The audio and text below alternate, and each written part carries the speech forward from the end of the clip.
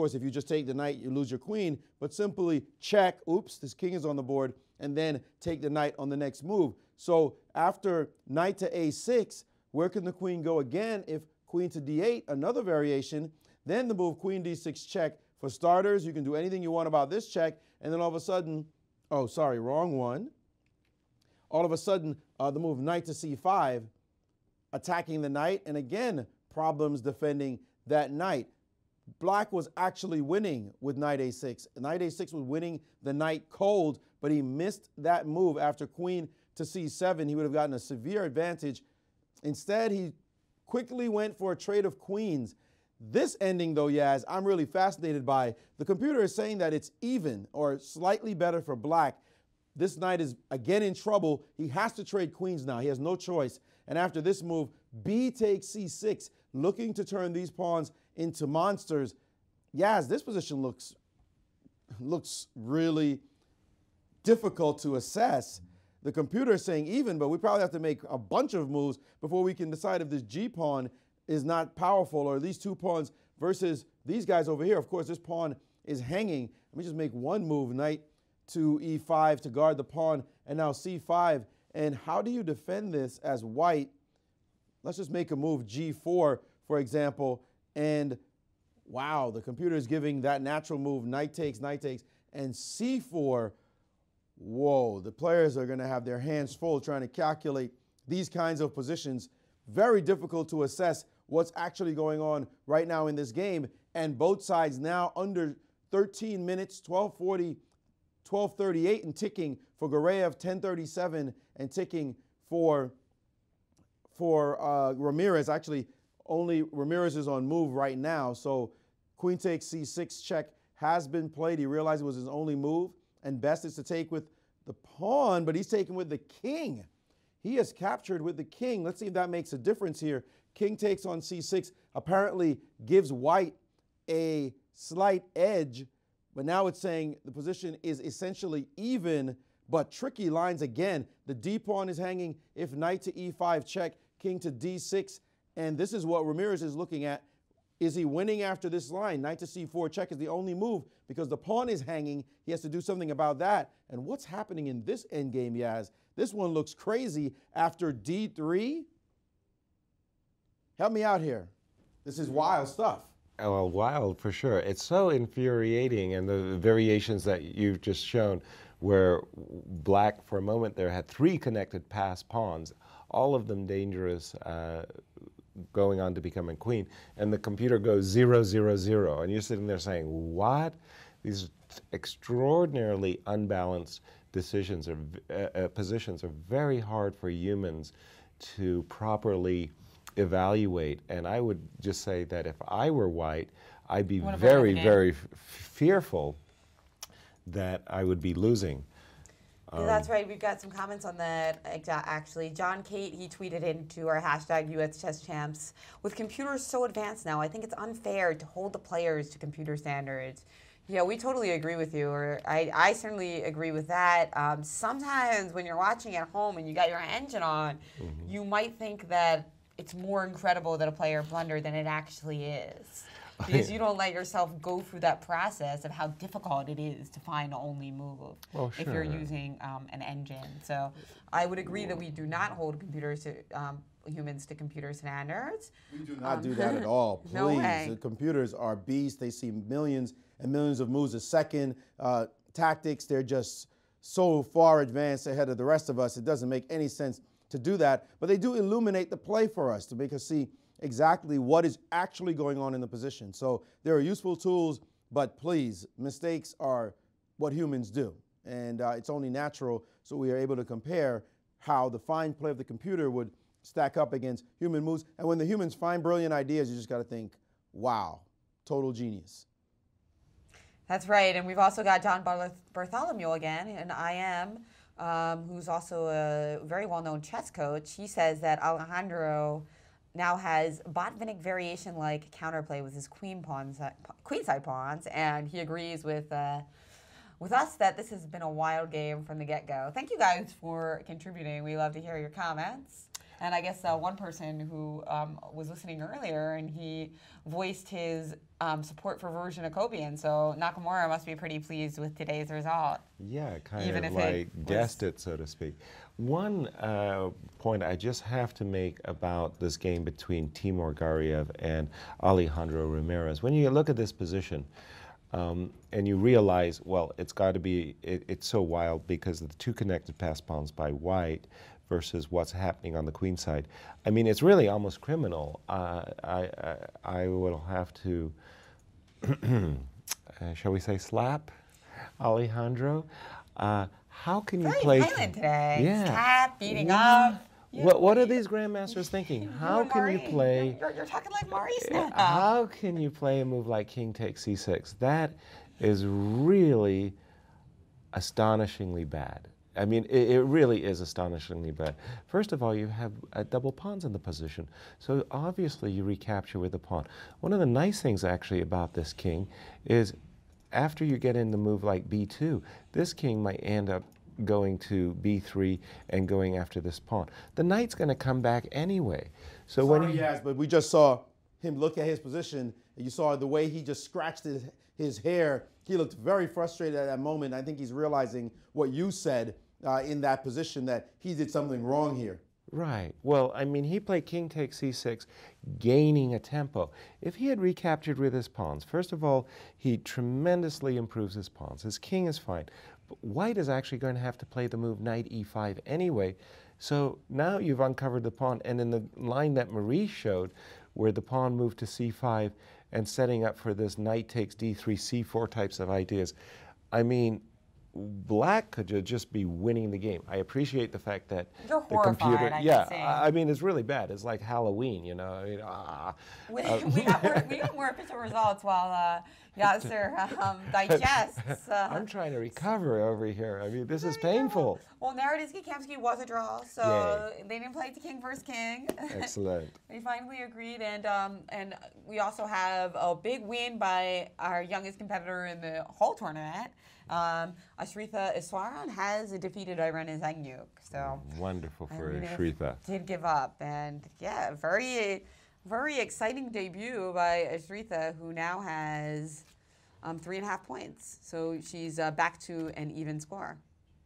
Because remember, the women have played 7 rounds, whereas the men have played 8. That's right. So, and they actually get another free day because their tournament is 2 rounds shorter. So on Sunday, it'll be just the U.S. Championship. A 12-player field versus a 10-player field for the women. Yes, clear. And here she is, Iswaran. She is with Maurice Ashley. Well, one of the future great players in U.S. chess, particularly on the women's side, but certainly looking to dominate even on the men's side as well, I'm sure. Ashritha Iswaran. After a victory, Ashritha, how are you feeling? I'm feeling really happy and looking forward to my last 2 games. Now, it was a great start for you. You were just like blitzing out with the field. But then it became difficult in the middle. How did you keep your composure when it was getting tricky to play? I just continued to try my best, and whatever happens, happens. That's what I thought. So when you started losing, did you think you were going to lose the rest of the games? No. How come? I believed in myself and thought I could get more points, like if I played more carefully. So why would you think that? I mean, you're the lowest rated player in the field. There's a lot of veterans here. Why did you think you should have that kind of confidence, or why do you have that kind of confidence? Well, as long as like I try my best, like if I play equally, it should be okay. But I just had like an instinct. An instinct of feel, or an instinct of the strong. Let's go just to your game for a second against Irina Zagnyuk. And what happened in this game? What turned it around? I think when she did bishop g4 in time trouble, like on the 40th move, she pinned her bishop, so I was up a piece after that. Right, that was a big moment. Was she in time pressure for a long time in this game? When she reached like move 25, I think. Right, so 15 minutes, Yeah. 15 moves of time pressure. How do you handle the opponent's time pressure? You were moving so quickly. Looks like you don't get into time pressure. You had a lot of time left on the clock. How do you keep your calmness when you see your opponent just on the edge that way? I just keep trying to find the best moves and just play my best. You don't move, you don't Yeah. think about, like sometimes get tempted to move quickly? No. Not at all? I know a lot of people get tempted to move quickly. Where'd you learn that from? No one, just by myself. Again, instinct. Tell us about your coach. How has he been helping you in this tournament? He just helps me like. Tell us his name first, and then tell us. Dion Bochkov. He helps me in like opening, and like we just practice middle positions, and like end game positions. Does he give you advice before the games? What does he say? What are the kind of things he says? He just says good luck and. Good luck. Yeah. You know, he's not supposed to say good luck for chess. Oh, we need good skill maybe or play well. Good luck is one of those, chess is not supposed to be a luck game. You could tell him And I have said fun. that. And Have fun. Good luck and have fun. Well, it seems like you're having a lot of fun at the tournament, and we hope you do well in the rest of your games. Thank you. Shahade Seirawan acquitting herself well here at her first Ladies Championships. Guys? The self-confidence is great, right? Oh God, yeah. I love that. This is a great debut, and it's wonderful to see her succeed. And I'm sure all those of you who don't have stone for hearts enjoy her interviews, right? Exactly. I just want to point out, hopefully we get set up for another interview. Irina Krush's position against Sabina Foyce reminds me of another position in this tournament. Now, just in a pure aesthetic purpose, we've got, take a look at Foyce and Krush in their game. Okay, just a second. I'll close this. Because we have a number of results, and I said also that Kamsky and Naroditsky have drawn their game, right? Right. And Tatev Abrahamian and Victoria Ni also made a draw. That was one we weren't quite expecting, were we?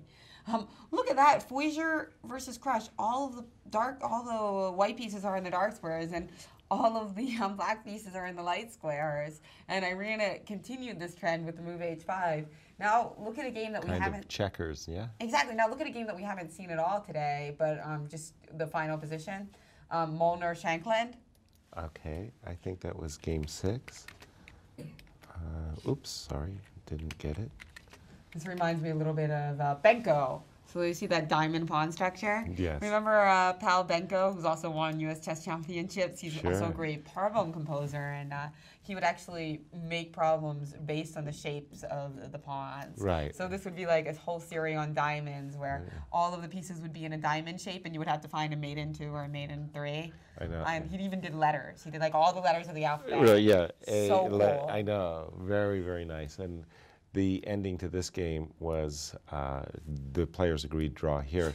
It's actually remarkable that after, roughly 40-ish moves, that you would end up with a symmetrical position after 40 moves. Quite remarkable. Much more pretty to look at than to analyze. Right. We didn't really pay attention to this game at all. Not too much happened, and a draw was the result. But wait a second. What happened with Ni and Abrahamian? How did that game end up in a draw? This is some major news here. I think Maurice has the scoop on that, or maybe at least a theory? Well, I explained before, Jen, and this is one of the issues with the championship. There's a difference in strength level between the top 3 and the rest of the field. And you find that if one of the players gets herself in trouble like Abrahamian did in this game, she's thinking, okay, I'm a pawn down, but I'm much tougher than you are. So you're going to have to prove to me that you can beat me. And her opponent was not up to the task. She had to take a risk in this game that she didn't want to take. She had to expand from this position, play a move, for example, here, like rook to d5. Let me just get this out. She had to take away this. She almost felt like she was the one who was under attack here. She had to play a move like rook to d5 to loosen her position just a bit so that she can get her pawn moving forward, possibly even chasing this queen away with queen b5. Some chances here, even queen d5 in that position was pretty good. There's no way, Yaz, if you and I had this position with the white pieces, that we're just going to gift a draw to the other player. No way in the world. I'm on 2 pawns. I'm going to be sitting here. We're going to be playing for quite some time. The other thing is that Zhanyuk allowed herself to, allowed herself to get into time pressure. And that, of course, affects the position as well. But even so, she's got the 30-second increment. How could she allow the repetition that she did in the actual game? This is what happened. She just started repeating moves. After queen to d7, she played rook to d3, queen b7, and now she played rook f3.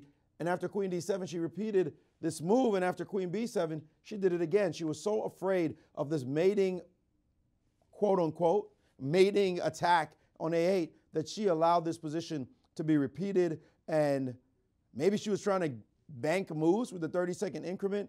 At any rate, she allowed the repetition and did not win a game where she won a pawn as early as move 10. Really inexcusable on her part. But for Tatev Abrahamyan, a fantastic result because now she remains a point behind Anna Zatonsky if and when Anna wins her game, which means that if Irina Krush wins that game, then she will be in striking distance of the leader again. So she's kept herself still in contention here at the Ladies' Championships. Guys?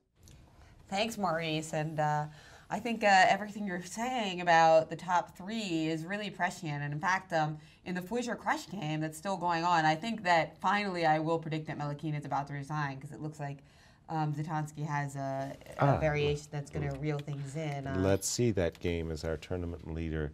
Anna Zatonsky 3 pawns ahead, bishops of opposite colors. And at some point she can just play f2 and maneuver her king to b1, and that should be the end of the story. Precisely. And then we still have a pawn.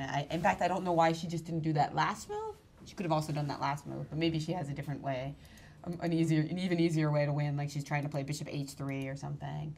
Like here, next move, she might just be trying to play bishop h3 and then forcing the king to play king e1, and then it's even easier, just king c2. Yeah. So we expect a resignation in this game shortly. We've been saying that for a while, but this time we really mean it. We really mean it. It's real. But meanwhile, in Foyger Crush, I mean, I was like, I mean, it seems like maybe Irina's now playing for the win. I mean, look at what's going on in this game. Okay. And I mean, really, it's like they're playing a 5-minute game with increment, right? With queen still on the board and both kings looking, black's king certainly very exposed and white's king looking like it's going to become more exposed.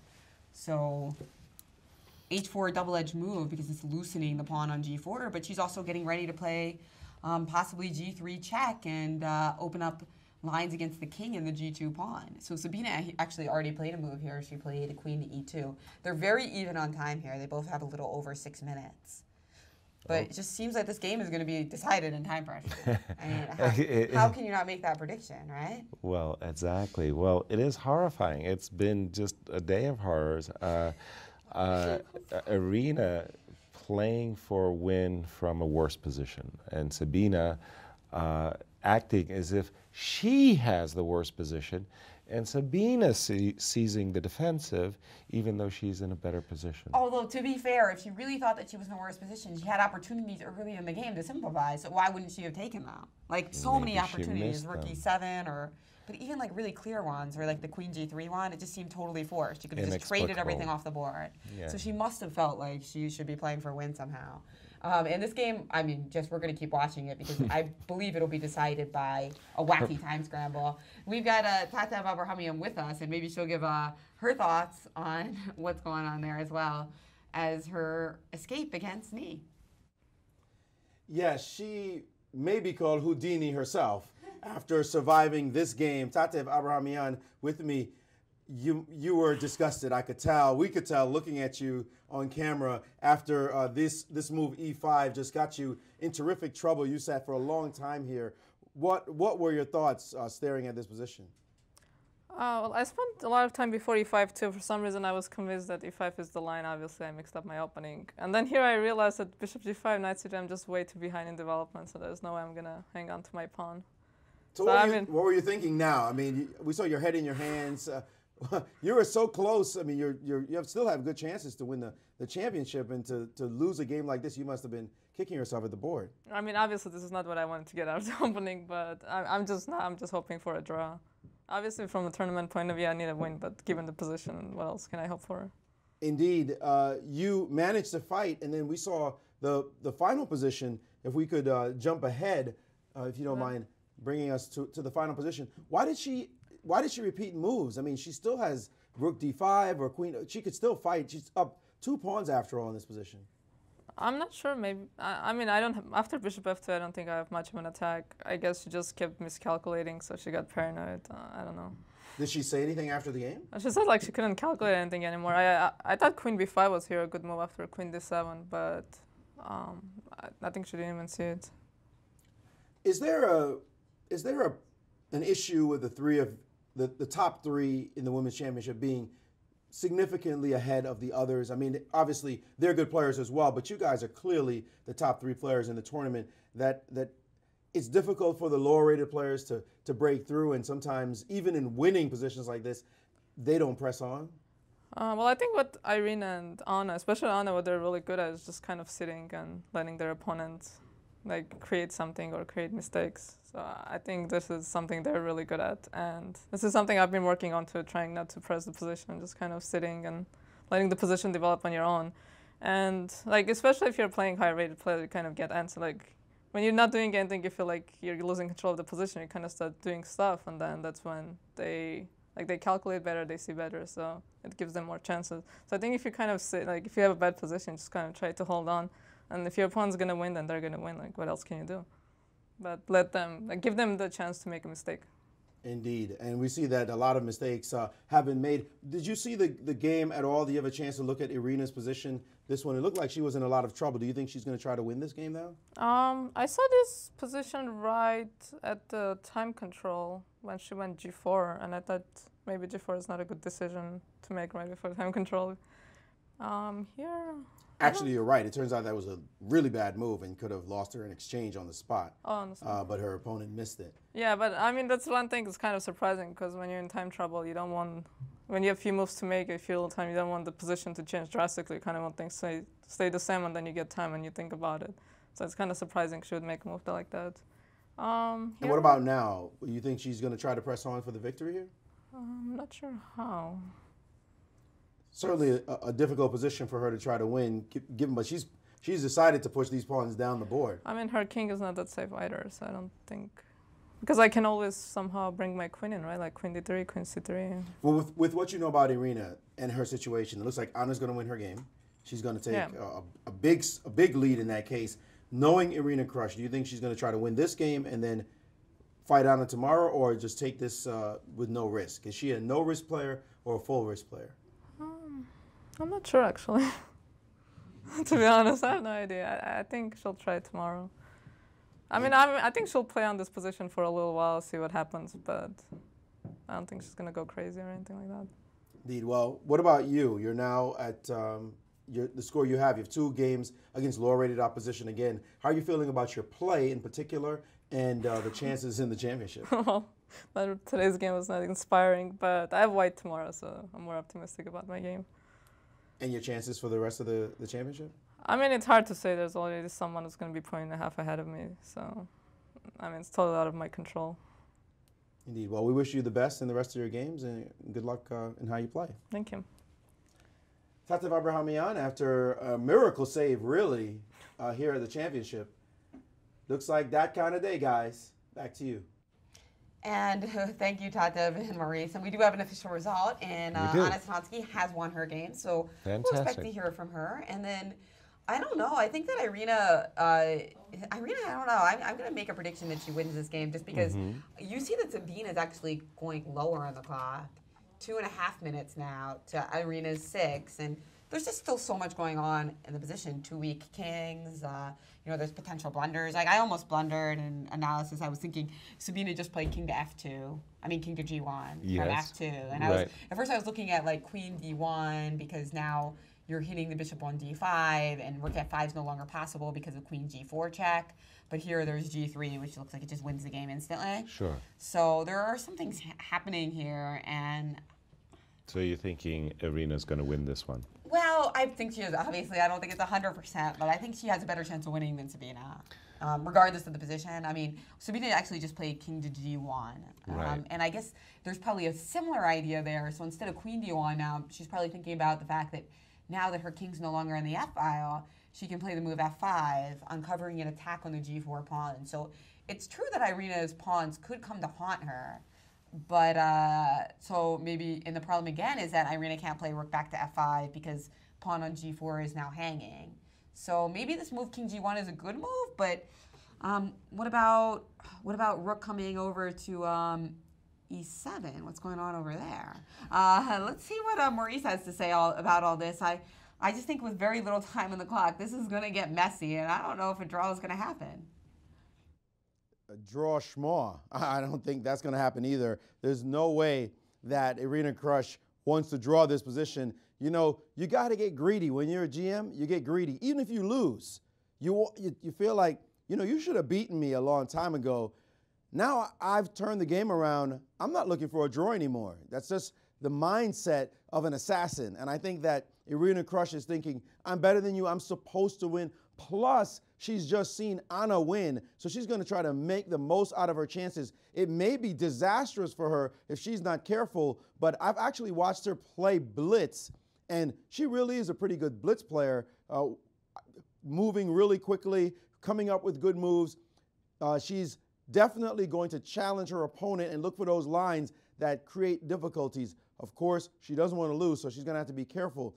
I should point out a result that it looks like it's going to be a result, guys, in the Gureyev-Ramirez game, and it seems as if this game is going to end in a draw. After the move H4, B2, H5, King to E7, this pawn steaming down the board, Rook F1, preventing the king from getting any closer, and Ramirez had to hurry up on his high horse and get his knight to E3, and after Rook B1, play the move D2, and now he has 2 pawns to get a queen. White was able to play H7, and after D1 queens, that one was removed from the board, and then H8 queen and a new black queen on the board, but it looks as though it's going to be pretty difficult for the black king to get out of a series of checks here, so we expect the game to end in a sort of perpetual check, and it seems as if the game has indeed concluded in a draw. I believe that is the result. Let's just make sure, and it seems, yes, indeed, a wild game. These players really entertained us here, but the lust for blood was in the air, Yaz, and somehow White just let the game slip away. It should have been his for the taking, and now he has to accept that his chances of winning these championships have pretty much slipped away. Guys? And now we have only one game still being played, Foyser Crush, both with just over 2 minutes on their clock and basically playing on the increment. I said Sabina had a big time advantage. That was 4 minutes ago, and what do you know? It's changed like that. Now they're exactly equal. A dramatic round with lots of bad play on both sides in both events, and this game is also in the balance. It can go any way. Rook E7, is there still an F5 move? Is that the idea? So F5 is still in the air there. Well, let's be clear. I think White's better, okay? That White has a better position. But I think it's going to be decided by nerves and time trouble. And it's not about the position. It's about the confidence level of the players. And Sabina is simply not confident. I mean, she's been seizing the defensive for the better part of 20 moves or so. Although at the same time, if there are some lines that could end up being rather simplifying, like for instance that particular one. So there are some ways that we could see a draw, despite the fact that it looks like it's going to be wild. Like for instance, if Rook to E7, F5, and isn't there going to be just a massive trade here? Now, what about this position?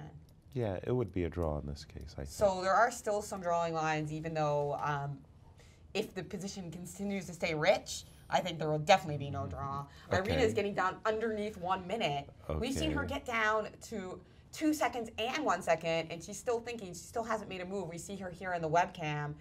I mean, it's terrible, terrible. Just 45 seconds, 44. It's still in the realm of professionalism that she could get 40 seconds, don't you think? But when you're under, I think that what's really disturbing you more is that she started this move with 66 minutes and 3 times as much time as her opponent, and now she has half as much. Exactly. So that is just a major difference. And she's just simply made a king move. She's moved her king to H8 with the idea that now F5 no longer comes with this this check right on G4. Is this a good move?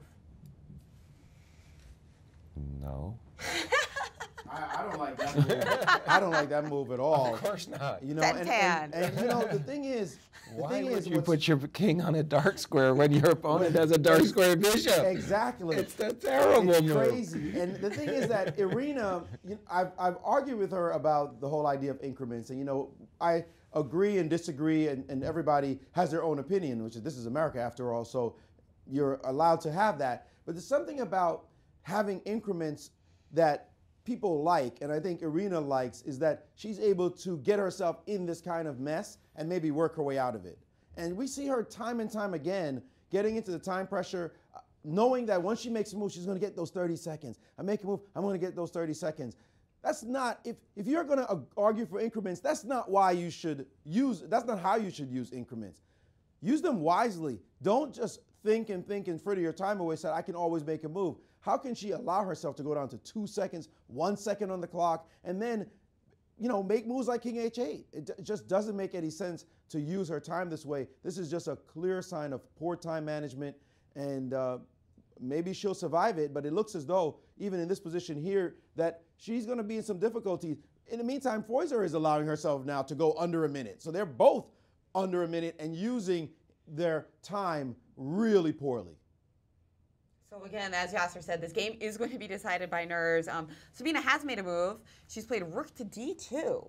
Okay. So rook from d4 back to d2, opening up the line for the bishop coming to d4 check, trying to show that perhaps that move king h8 wasn't the best. Now Irina, 34 seconds, 33. We are just going to stay with you on this game because this one is just going to be decided soon. I mean, 26 seconds for Irina now, 24.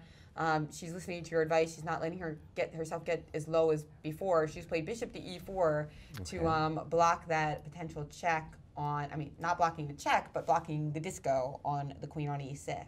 Okay. So if I was white, and again, I don't think it's about good play or who has a better position. If I was white, I would play the move bishop f2. And again, I would think that white is better. I really think it's going to come down to nerves still.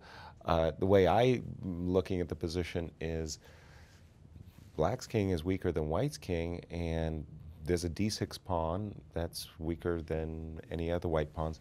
If Irina were to play rook takes f4, bishop takes h4, then Sabina has just a very safe position.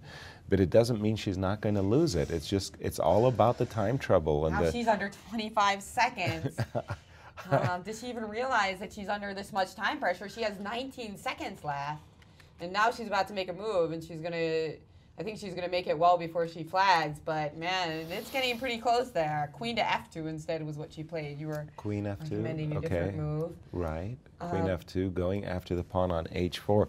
And why are these decisions so difficult for the ladies to make? I mean, there's a pawn hanging on h4. There's a black king on the dark square. They don't want to, there could be some potential tactics, and I'm just in their defense. I mean, now that they are down to this little time, they also don't want to blitz the moves out and miss something. She might be worried about time Irina has tactics. left. I mean, the clock is ticking down, and suddenly she finds herself in a terrifically bad situation because the move queen to h4, queen takes on h4, or queen just appearing on h4 is going to start all kinds of echoing tactics. There's a square on d8 with check. Your d6 pawn's going to hang. There's danger everywhere now, and she's going to have to move very quickly and navigate all these dangers. So she's put herself in a very bad situation. Maybe has stretched it a little bit too much. She's still fine. She's still fine. But boy, the time is ticking down, and her hand hovering there right now over her piece. She did make a move. We got a couple moves in. h3 was played. Now queen to h4 check on the board. Gaining a little time. Irina still under 30 seconds. Sabina with just under a minute. I wouldn't even be surprised if somebody flags. Can we see the time? Can we see the actual clocks? Yes, on U.S. Chess Champs Live, you see the game with the clock times. So it's 49, and that's why I'm updating you guys on it. 43 seconds now after king to g8 for Sabina Foyser, and 49 seconds Irina playing the quick king to g8. Wow. So I mean, the pressure here is so intense. I wouldn't even be shocked if somebody actually lost this game on time, because they're getting so close to the wire. With queen to d8 check. It appears that did happen. Well, her hand is actually still over the piece. We haven't Oh, seen that's the your move yet. analysis. And queen g5 check instead has been Oh, played. I thought that was actually the move. That was your analysis. I was thinking queen d8 check was the best move, so I played it in anticipation. What could be simpler than playing a check in time trouble? Queen g5 check was played. I like this move actually. I like this. Queen G5? This I think is sneaky, Okay. right? Because you have to wonder what's going on for at least a quick second here. And she's played bishop to g6 in this moment, attacking the bishop on e3. So bishop to g6 has been played, and the bishop's under threat. So she shouldn't play queen d8, check, rook f8. That would be not a happy ending to the game. So kind of setting up a little bit of a cheapo there. I'm guessing bishop f2, but rook e2 is probably a good move here. But what was queen g5? Why didn't she go queen d8? 15 seconds left for Sabina Foyger. King f2. Oh my, she's going to lose it. I think she's just going to blow it. This is weird. Because of I have no idea why, but I think Sabine just is like. She's like her nerves are too bad. Yeah, she's snake bitten here. I think it's just the greatness of Arena Crush or something. Taking on g2 occurred on the board, and now the issue is that if king takes g2, queen takes c3, although of course that's not the end of the story because g6 is also hanging. But I mean, has Sabina actually calculated all of that with this under this pressure? But her king was perfectly safe a moment ago, and she's allowed h3 and h3 takes g2. What is that? That's crazy. That's just it's insanity. It's terrible. It's the nerves, the time pressure nerves. She's moving her king back and forth. As you said, she just moved king to g1. Now she's freezing a little bit. She's got only 10 seconds left on her clock, and she actually just played rook to e2. Irina now sitting a little bit more comfortably with over a minute for the first time in several moves. So now she wants to play king takes g2 without allowing queen takes e3. I don't know what she's doing. Complicated position though, guys. White is still fine. Of course, she's allowed some dangers to herself, and the clock is not healthy. But White is still okay. White's probably no longer winning. I mean, that move he has isn't queen g4 possible there? Queen g4 with the threat of queen g2 maybe. Oh, it's all possible, It's a mess, Maurice. but you gotta like Irina, the grandmaster. Now that they both have exactly the same amount of time, right? Yes, I would say so for sure. Rook e7 on the board. Rook e7 is on the board. Pinning the bishop on e3. Oh, I'm sorry. At one moment, did But she what about play so f5 now is check. So otherwise that move would be pretty decent. She played rook e7 Yes, in this rook moment? e7 was played, and now Sabina again like really down to her increment. Irina is kind of seeming to make a little bit of progress on the clock. She has almost a minute. Sabina just 10 seconds, doesn't even seem to be fully aware.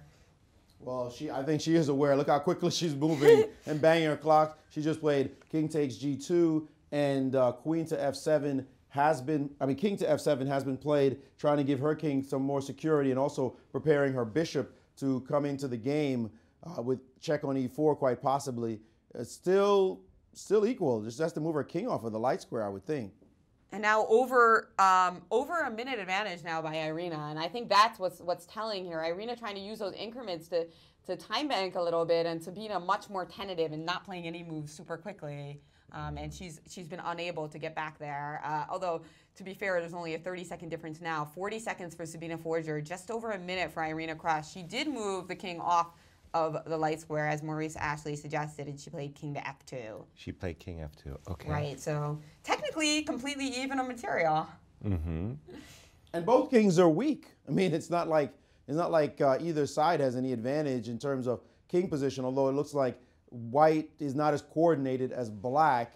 But how does Black actually penetrate in the position? Black has some ideas, maybe like queen to e4. No, because you drop the g pawn. So bishop f5 is playable. Looking to maybe play queen to e4 after that. But it's not winning for Black. And that's probably an issue. How do you keep playing? What do you do next? Should you repeat moves? What should you do? She's played the move d5. d5 in the position Threatening d4. With a threat. Mm-hmm. She's got a threat. You know, rook to e1 is a possibility so that if d4, we can play bishop to d2 and kind of turn the tables, perhaps. Rook to e1 looks like a really good idea, actually. Probably should be played. Rook to e1 and now put her piece on a dark square. Will she find it, though? And she is not finding it. Dropping it down to 15, 12, 10 seconds. She's hovering her piece over her queen instead. And she played queen to e5. Yeah. Giving back the pawn here. Giving up a pawn. So she's just frightened. That's what's going on. She's frightened of something bad happening. She's not looking at her. No, she's not looking at her possibilities at all. She's just reacting to every threat. If Irina so much as threatens a check, she's making an attempt to stop the check. So this is just like I think Irina's going to win this one now. Do you think Irina's just going to win in the endgame now? No, not that. I just think she's going to win the position. And she has traded queens, has Irina crushing for the first time. She's up. Remember, at a point, she was losing. So the Grandmaster showing that Grandmasters are Grandmasters for a reason, and now she is up a pawn, but it doesn't look like a winning position. The Houdini had thought that it was better to retain queens with the move queen c6, and practically that looked good too. But here it looks as though another bishop of opposite colors, straightforward rook and bishop ending, and maybe much closer to a draw for Feuser, although I have my doubts she's going to save herself in this game. I think, yeah, her plan now is that she has this possibility of rook to e5 coming into the position, and it's very difficult for Irina to stop that. So, you know, trading further down into a bishop of opposite color endgame even without rooks. Well, I'm pretty sure that... Because after rook f5 check, isn't there, there's king g3, right, and then rook e5 is coming. Right. I was looking at this kind of an ending. I mean, it's drawn, right? You're pawn down in a bishops of opposite color ending. You're doing your best. It's a draw. I'm with Maurice. Very surprised, especially because Feuser was showing how frightened she was of every black possibility. Irina should have just kept queens, and going into this ending is a great relief for Sabina because she's just seeing ghosts everywhere. Under and behind every single move. Well, at the same time, though, it's not that easy for Irina either. Playing down almost to the increment, almost to zero. It's also a relief to get an endgame where you only have 2 results. So I think that might have played into her kind of instinctual. Yeah, but you know, you're the GM, and you're the stronger player. If you're going to start being scared, that's not a quality. No, I'm sorry. No, I don't agree. That's not how we do. No. I mean, sorry, you're supposed to say, okay, we're going to test each other right now and see who makes the mistake. Well, especially if you know that your position's fine.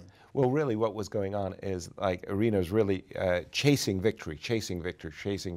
So she's now in this situation where her opponent's begging her, please go into an endgame of pawn up, but give me bishop's opposite color. I'd say no. Look, I've been chasing victory for the last 20 moves. I'm going to not put you in your comfort zone. I'm going to keep you in an uncomfortable state of affairs where you're terrified of everything. But anyway, let's see what has happened, because Irina seems to think she has chances in this ending, and I don't share her conviction. She's going for another constellation of pieces here. So instead of the rook on f5 and the bishop on h5, she's put the bishop on f5 and the rook on h5. All right. How did she do that? Power to her. I wasn't even sure that was possible. So they got this position. We saw the move bishop d4. The rook transferred it over. King g3. The bishop came to f5. And this is the position we have on the board. Okay. And now rook e5 played on the board. Obvious move, rook e5. Just setting up problems for black.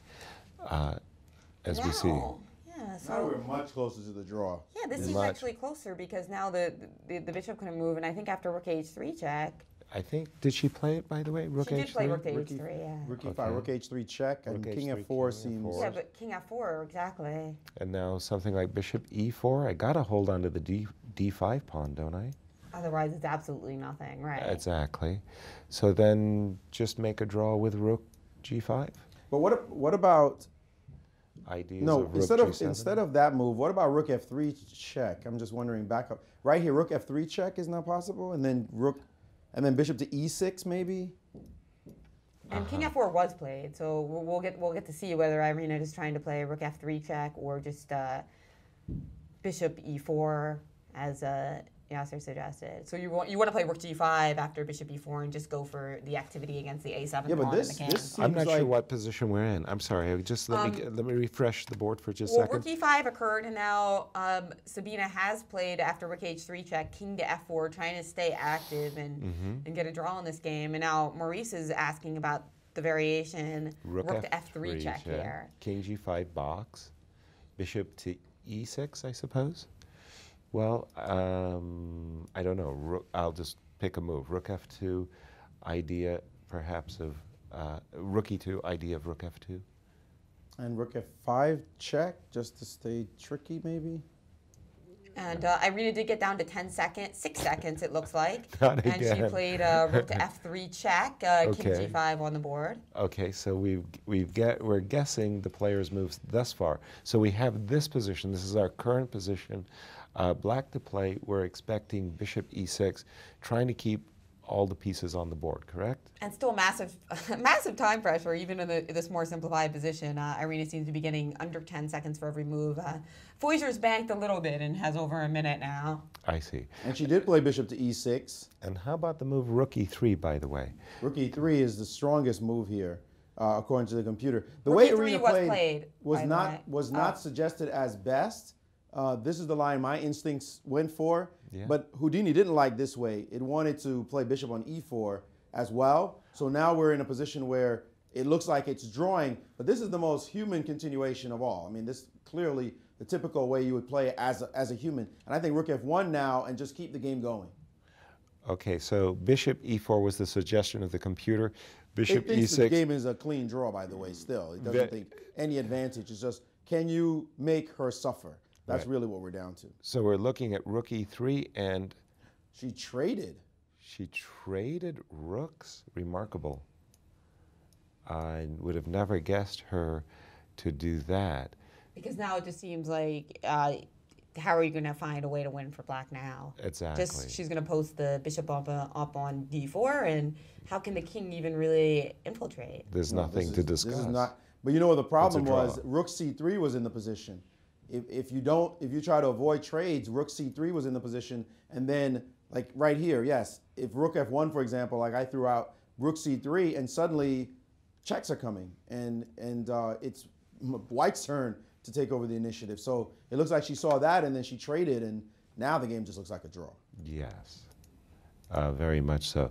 So I mean, again, Sabina was exceptionally happy to see the queens come off the board. That was terrible. Really happy to see the rooks come off the board.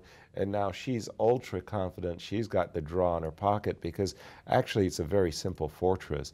Even if we were to imagine that Irina got everything she could possibly want, and for example, a position like this, we gave Irina the opportunity to even put the king to b3.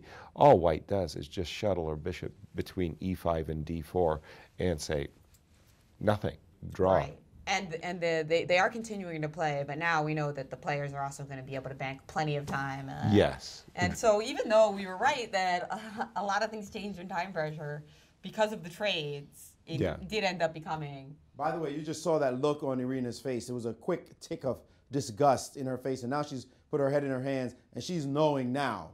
It's clear to her that this is nothing she can do to win. Although her opponent just played what? May I don't think it's a big deal. What? What's going on? She just backed her bishop away, but there's no way to do anything about it, Yaz. She just dropped the bishop back. Okay. There's no way to get d4. Sorry, I saw a bishop coming back. I thought the bishop was on e5. Or if it went to c3. It went to g3 or something. What? No. Okay, so she put her king on f6, interestingly enough, and her last move was bishop f2, just dropping her bishop back and saying, okay, I've got a different kind of fortress, but it's good enough. And bishop a6 was played now, but there, look at Irina now. It's pretty clear. You can tell she knows that this is a draw. She should not have traded queens. It's a very bad professional decision in that moment, and she's well aware that she has no plan that could possibly make any progress here. Exactly. Well, look at what happened when she got down to 10 seconds, both in the first time control. There was that mistake with g4, and then in the second time control as well. So it was all about that playing on the increment. And, even if you're better in time pressure than your opponent, it's still resulting in blunders. Exactly. So should this game end in a draw, it would mean that Anna Zitansky, our tournament leader going into the round, will have increased her lead to a full point. That's right. She'll be a full point ahead of Irina Krush and playing Irina Krush tomorrow. Before the showdown. Definitely, it'll be a very big day. So everybody at home tomorrow, it's a weekend. No excuse. You gotta be here to tune in. And we actually have Anna Zatonski getting set up right now. If you happen to have any last-minute questions, use our hashtag US Chess Champs. Well, it is extraordinary that these two ladies, Anna and Irina, have been such a dominant force in the women's game for the last 10 years, just sharing the titles amongst themselves. And once again, it appears that that's going to be the case in the 2014 U.S. Championships. It sure looks that way. And here she is, Anna Zatonski, now firmly leading the U.S. Women's Chess Championship after a victory against Alyssa Melekina today. Yes, we're with International Master Anna Zatonski. Anna, welcome to the show. Yeah, thank you. Anna, before the show, before the round, I saw you and I asked you how you were doing at the hotel. We just bumped into each other in the elevator, and you said you were good. You were doing good, and you also said that you felt rested and prepared. Yes, it's true. Now, why did you have that holy trinity, if you will? That's a great feeling to have as a chess player. I don't know, I think I'm professional playing chess for many years, so I'm just already familiar with the right attitude, but it's not always working. But I know what I should do and what is to be in good shape and to play well. What did you do on the rest day? And the rest day I was preparing, and I had breakfast, long breakfast, eating, resting. I visited this music show in Hall of Fame. So just basic stuff. Just basic stuff. I didn't go shopping, so. Sure, your husband was happy about that. Prepared was the word. Did you know she was going to play into this line in the French? I wish I would. I would know this. Otherwise, I would prepare more deeply this line. And of course, I considered this possibility, and I messed up variations. And how so? And very soon, instead of rook c8, I should play something different. Yeah. Oh, indeed. Actually, like I said, I wasn't sure that she will repeat this variation because she had this gambit in first round against Sabina Fleischer. And in the second round, I think it was actually. She had the white pieces. Oh, right? Yes, right, in second round. Yes, exactly. And I wasn't quite sure that she will repeat this variation because obviously I'm expecting this line. Yes, and but also considered many other variations from her, like many gambits, because I think she's playing good attacking chess, and I considered many other gambits for her. Indeed. Were you surprised? You said you were surprised she played this way, but then pretty soon afterwards you had control of the position. And then all of a sudden, it looked like you lost a little bit of control. Your queen was shifting back and forth and ended up on a3. Did you feel like maybe you had lost control of the game at some point? Yes, I had feeling that I messed up variations or I just forgot something. And this is still unclear. I wish I would, like I said, I would dig deeply on this position at home, with computer, and then I spent like half an hour. And I think queen h4 is a good idea because later g3 was very, very helpful for me. So I put her in trouble on this diagonal. And I think it was also important to block a third rank from the rook, because in some lines it was attack and rook could either go through e3 to g3 in some variation. And yeah, actually Yasser mentioned that the idea of the rover, rook up and over, was lost in the position after she played g3, so that was good for you. Yes, yes, so it's this was my idea, to play queen h4 and then queen a4 instead of playing queen a4 right away. I see. So you end up winning this bishop opposite color ending, this dominant position for you. Your opponent, your main rival, excuse me, Irina Krush, is looking more and more like she's going to draw. That's going to put you a point ahead of her in the championship. How do you handle your next round against her? You guys have battled so many key games over so many years. We go back to Martina, Chris Evert to see this kind of the classic rivalry in tennis. What do you do to be the victor this time? She's gotten you in the last year. Okay, I will probably try nothing new. I will not tell you nothing new about it. I will try to get a good rest, a good opening preparation, fresh head, and what else? Maybe I will try to get more motivated. I don't know. More motivated? You're a point ahead in the U.S. Women's Championship with 2 rounds to go against your main rival. How much more motivated do you need to be?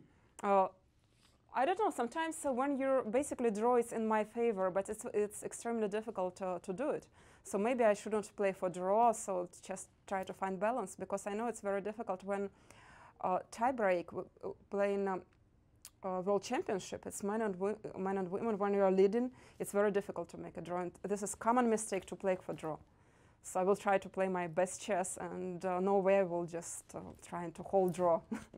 Oh, that's great to hear, because we don't think she's going to play for a draw either. Yes, I know, but this is a big mistake just to play for draw, because it's usually it doesn't help chess, avoiding sharp lines, and maybe if I will have a chance to go in equal endgame or to sacrifice a bishop, maybe I will. To make the position even. Yes, something like that. But like in general, I will not exchange queens on purpose if I have some other lines. So we will see. And in her mind, you do expect her to come straight after you, don't you? No, I don't expect. I think like some opening preparation, because like I said, I didn't play like serious chess over a year, and she did, like, probably. She's a little bit more up to date, so I think she will try to do something in open. It's maybe surprise me with some lines which she didn't play. Do you feel confident going into tomorrow's game? Okay, right now I feel absolutely comfortable after after winning my game. Right? Yes, so I think I'm comfortable. But confident was my question. Confidence, yes. Playing against your main rival. Yes, I played many games against her, so I don't know what else new she will do. Well, thanks very much for joining us, and we wish you the best in the next 2 rounds. Thank you. Thanks for having me. International Master Anna Zatonsky playing like Grandmaster Anna Zatonsky right now. One more big-time game to play tomorrow against her main rival, Irina Krush, who looks like she's not going to win her game. Back to you guys.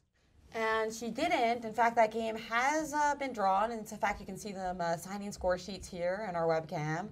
So that gives us 2 very exciting situations at both the Women's Championship and the Championship. Irina Krush, a point behind her main rival, Anna Zatonsky. They're going to play tomorrow. Don't miss it. A barn burner to be sure. And it also gives us some real excitement in the championship. Varuzhin Akobian also a point ahead of his main rival, Gada Kamsky, and they're going to play on Sunday. So a weekend of excitement here at the U.S. Chess Championship. This was a fabulous day. I'm Jennifer Shahade, and we've got one final thought from Maurice Ashley before we close today, but make sure that you join us tomorrow. Indeed, Jen, it's incredible watching this round today. You know, the players had a rest day. We expected them to use it to get fresh, to play pure chess today, and yet we saw mistakes galore. Of course, we like mistakes, yeah, but also you feel like, wait a minute, this is the U.S. Championship. You shouldn't be erring like this at this stage of the competition. But who cares as far as Varuzhin Akobian is concerned? Thanks. I'll take the point. As far as Anna Zatonsky is concerned, thanks. I'll take the point. Irina Krush has got to be bitterly disappointed. And, of course, on Gada Kamsky's side, drawing with black is getting him nowhere. So tomorrow, it's all to play for. It should be really exciting, one of the more exciting rounds of the championship so far. That's right. And I think Yasser wasn't happy about mistakes. I saw lots of looks of despair. He loves chess so much that it physically makes him ill when somebody blunders. And you know, I think it's like, oh, it's exciting. Lots of cool stuff are going. And for you, it's like your blood is curdling. Oh, it's despair. So but tomorrow, exciting chess, but fewer blunders. I hope so. That's my prediction. I hope so. But really, when the 2 top players in the field, Anna and Irina, sit down to play, I just know once again that it's about confidence. It's going to be dramatic. Whatever else happens, it's going to be dramatic, and I'm looking forward to the game of the tournament. See you tomorrow at 1 o'clock Central, 2 o'clock Eastern Time here at the U.S. Chess Championships in the capital of chess in America, St. Louis. You don't want to miss tomorrow. We've got Krush and Zatonsky playing for what's going to be the U.S. Women's Chess Championships in Cyprus game.